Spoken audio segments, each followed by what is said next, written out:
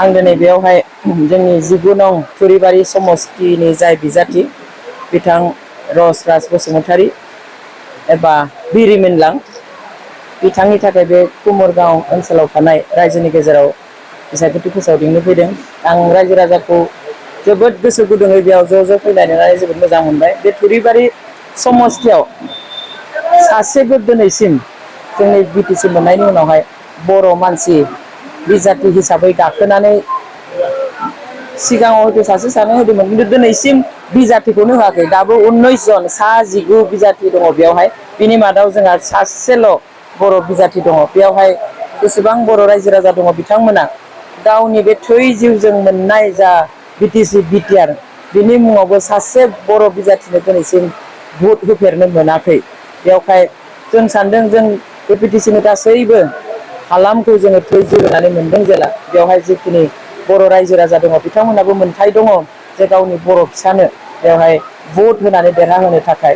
बेनिखायनो जोङो एपिबि हानजानिफ्राय बिथांखौहाय बिजाथि होदों। जों आसा खालामदों जोंनि बर' रायजो राजाया बयबो लैहोर लैहोर सासेबो न'आव थाबोआलासिनो बिथांखौ साफ्रोमबो बर' फिसाया भट होनानै देरहाहोगोन आरो बेनि रायजो राजायाबो मोनसे गोसोआव गोजोननायखौ लागोन बुंगासिनो।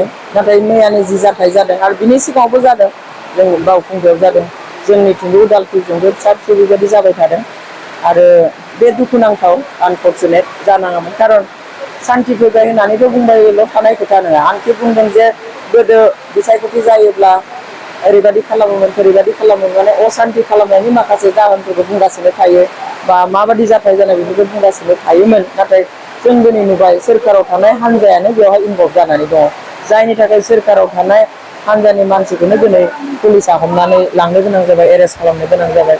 थ' फ्रि एन्ड फेयार इलेक्सन जानो होनांगौ, बेयो गणतन्त्रनि मोन्थाय। सोरबा देरहागोन सोरबाया हारिगोन। बेनि थाखाय जुर जबस्थि खालामनानै जुर जुलुम खालामनानै सिगि सग' खालामनानै गोदो जेखौ जोङो साबजायाखैमोन दिनै बेखौनो आरो रिपिट खालामफिननानै दिनै बे बिसायख'थिनि बेलायावहाय जाखिनि जाथाय दिनै खालामगासिनो दङ बेफोरो माने मोजां नङा।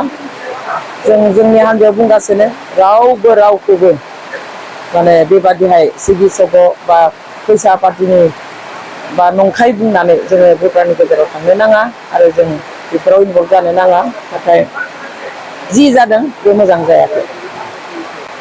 जों रायजो राजाखौ खावलायगोन बे बिसायख'थियाव जाहाथे जोङो इयुन जोलैनि मोजां भबिसतनि थाखाय साननानै जाहाथे भट होयो।